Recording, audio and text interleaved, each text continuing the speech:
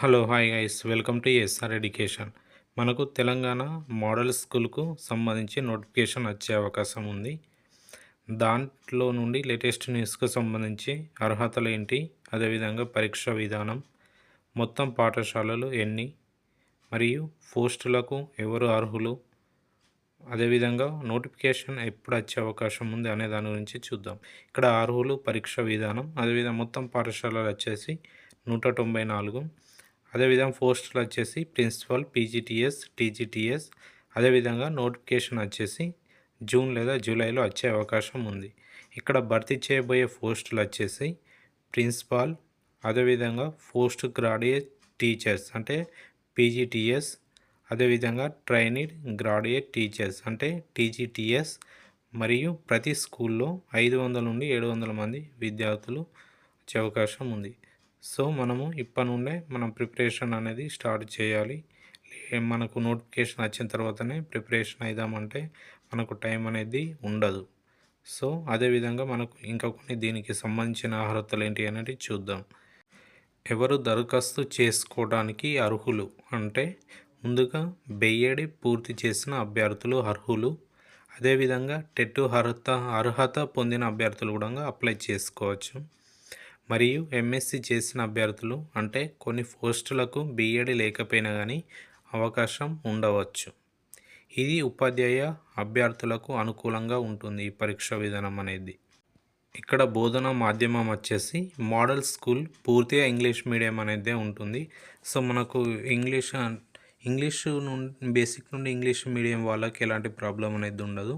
అదేవిధంగా English medium అభ్యర్థులు అర్హులు, ఇంగ్లీష్ మీడియం అభ్యర్థులకే అర్హులు.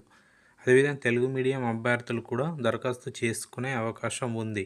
అంటే ఇంకా మనకి ఇది కన్ఫర్మ్ తెలియలేదు. నోటిఫికేషన్ వచ్చిన తర్వాత దీనికి ఎవరు అర్హులు ఎవరు అనర్హులు అనేది తెలియడం అనేది జరుగుతుంది. అంటే 2012, 13 నియామకాల కంటే ఈసారి ఎక్కువ అవకాశం ఉండవచ్చు. అంటే మనకు గురుకుల పాఠశాల లెక్కనే దీంట్లో కూడా ఉండే అవకాశం ఉంటుంది.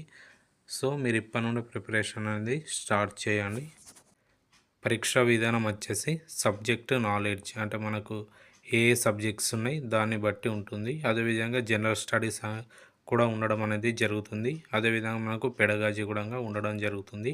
మరిన్ని విషయాలు అనేటివి నోటిఫికేషన్ వెల్లడయ్యాకనే మనకు తెలుస్తాయి. ఆ నోటిఫికేషన్లో మనకు సిలబస్ ఏమేమి ఉన్నది ఏందన్నది.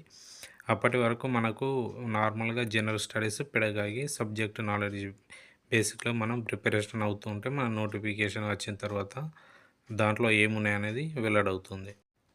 నోటిఫికేషన్ ఎప్పుడు వస్తుంది అని కొందరు అడగడం జరిగింది. నోటిఫికేషన్ అనేది జూన్ లేదా జూలైలో వచ్చే అవకాశం ఉన్నది.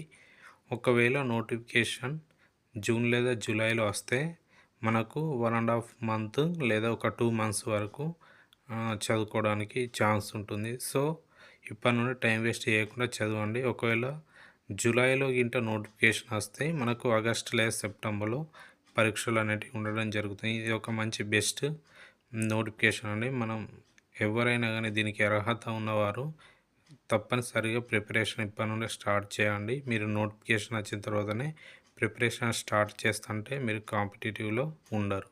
సో ఇప్పటి నుండే స్టార్ట్ చేయండి. Thank you for watching. మరిన్ని వీడియోస్ కోసం మన ఛానల్ని సబ్స్క్రైబ్ చేయండి. అదేవిధంగా లైక్ అండ్ షేర్ చేయండి.